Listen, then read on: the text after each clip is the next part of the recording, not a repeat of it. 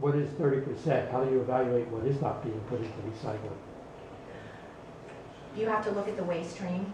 And what we do in our division, we do waste composition studies, and periodically we actually will sort the waste. We will randomly, I don't know how many of you have come to our award-winning transfer station up at Shady Grove Road in 355. It's a kind of an amazing place. It's a very busy site.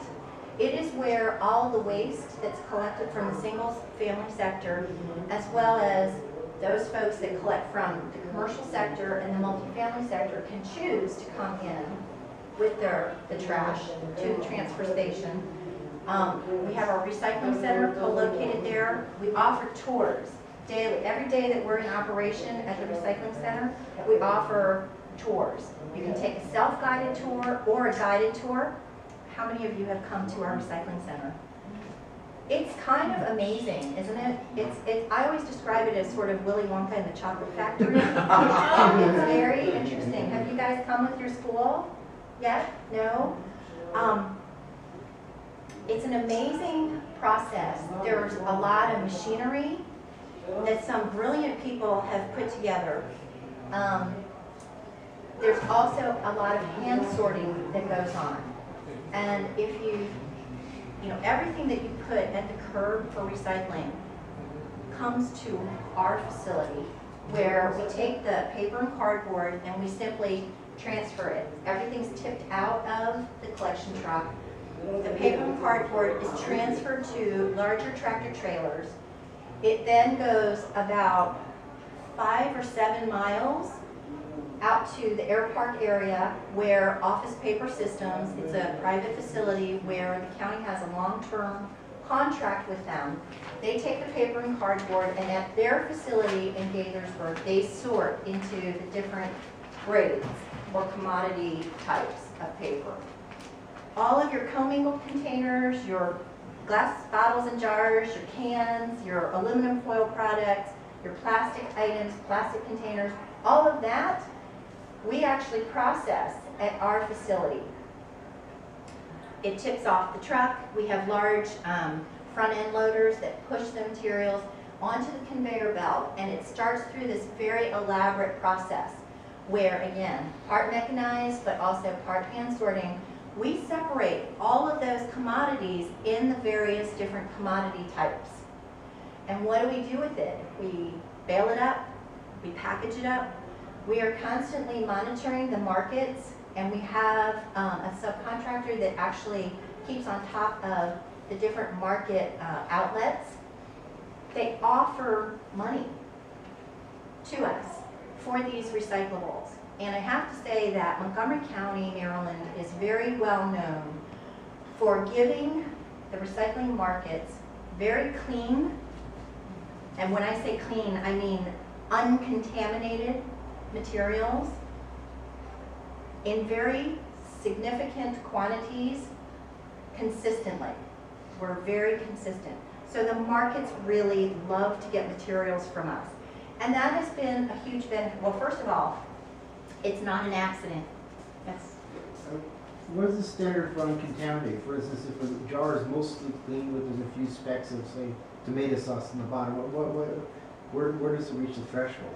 That's a very good question. That is not, when I say contamination, I'm talking about trash or the materials that are not recyclable, not acceptable for recycling. But you bring up a great question. A lot of our literature has a note that asks folks to rinse the containers out. And I'm going to tell you that that's really not, it's not anything that you need to, I've actually talked to residents that put their recyclables through the dishwasher, have really scrubbed them out. Please don't do it. You don't have to.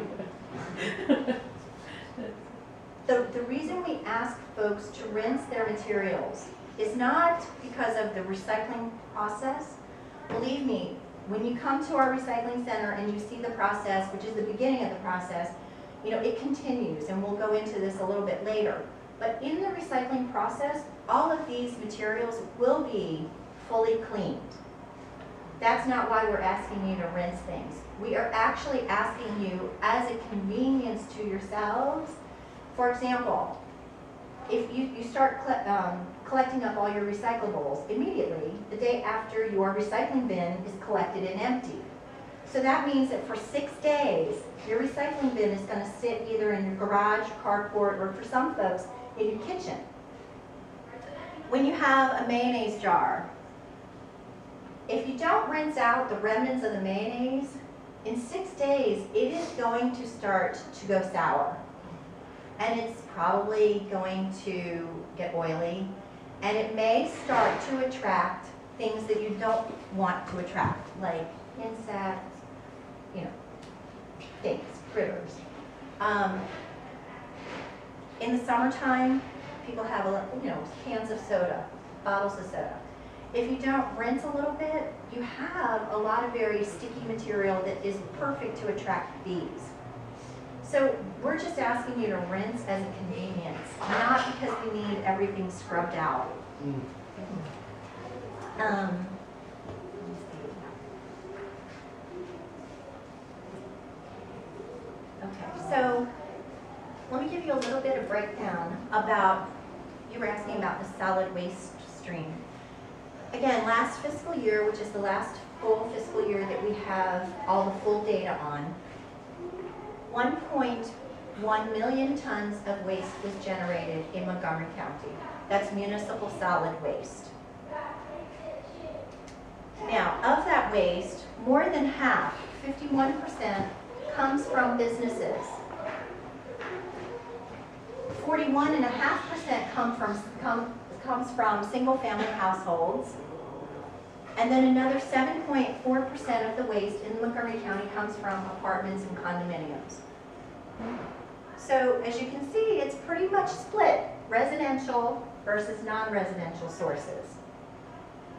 That's really interesting, Elaine, because you said that there are 112,000 multi-family units and not quite twice that, almost twice that in single-family homes. And there's quite a difference in the There is quite a difference, there is. And it has to do, also with the number of people per household, which also factors in, and the amount of waste generated. So, our recycling rate, 50%. Single-family households are doing phenomenal, recycling over half of their waste. This was our old recycling goal, which applied in fiscal year 11. Businesses were doing really well. Now, let me also mention that the only folks that we provide collection service to are the people in the single-family homes. We contract on behalf of all single-family homes. Once a week, we send trucks out to come get your recyclable materials, your yard trim for recycling, your scrap metal items for recycling on an on-call basis. For the multifamily and commercial sectors, we require them, mandate them to recycle, but we don't provide any collection services to them. Instead, we provide a lot of outreach, education, technical assistance, and training. We'll even provide them assistance in negotiating contracts, but we won't negotiate on their behalf. Do they pay a fee like we do for the trash? No, they don't.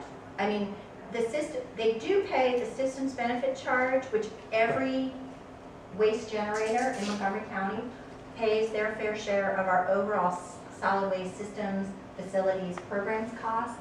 That's embedded in their fees to the contractor, or? No, that is also on their tax bill, just as it is for the single-family homeowners. But in the case of single-family homeowners, part of your solid waste charge includes collection. So that is paid via your solid waste charge. So they don't have that component of it. And they privately go and get the services that they need and contract independently and pay independently for the service. And how much does Montgomery County receive in fees